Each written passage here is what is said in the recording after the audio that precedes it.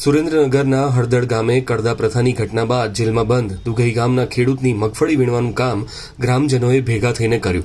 સાગરભાઈ ખેડૂત જેલમાં હોય તેમની ખેતી બગડે નહીં એટલે સમગ્ર ગામ લોકોએ ભેગા મળીને તેમના ખેતર પર પહોંચી માંડવી વીણવાની કામગીરી હાથ ધરી હતી।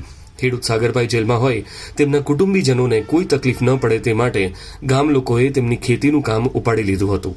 અત્યારે સગરામભાઈના ખેતરમાં મગફળી ઉપાડેલી હતી। સગરામભાઈ ખેડૂતમાંથી મિટિંગમાં હળવદ ગામ બોટાદ ગામે ખેડૂત માટે ખોટું યાર્ડવાળાએ કર્યું એ માટે એ બધા લોકો રાજુભાઈને બધા લડવા ગયા ખેડૂતનું કે આવું કૌભાંડ ખેડૂત માટે થાય તો એ ગમે આ ખેડૂતનું આવું હોય અહીંયા કણે એક સપોર્ટમાં ખેડૂતને સહાય આપે છે એ માટે ગયા એમાં ખેડૂતોને બધાને મારી અને જેલમાં ખસેડી મૂક્યા। તો અત્યારે સગરામભાઈની ના ખેતરમાં પાક બગડતો આ દિવાળી જેવો તહેવાર હતો તો અમે કોઈ દિવાળી કરવા રહ્યા નથી અને સગરામભાઈના ખેતરે ગામ આખું મજૂરી કરવા મહેનત કરવા એ સપોર્ટ કરવા આવ્યા છીએ કે આપણા ખેડૂત અમે જાગૃત થાવ।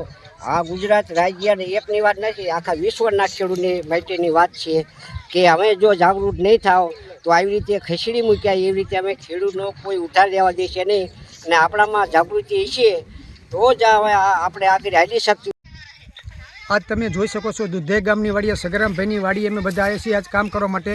એમને ખોખીના પાથરા ખોખી ઉમરીને મૂકેલી હતી ને ખોખી કાઢવાની હતી એટલે તમે મારી પાછળ જોઈ શકો છો કે ગામના કેટલા માણસો સગરામભાઈની વાડીએ મદદ કરવા માટે આવી ગયેલા છે, હલરવાળા પણ આવી ગયેલા છે એટલે સગરામભાઈનું કંઈ કામ અટકાય નહીં એ માટે ફરતા ગામના પણ સપોર્ટ છે ને દુધે આખા ગામનો પણ સપોર્ટ છે।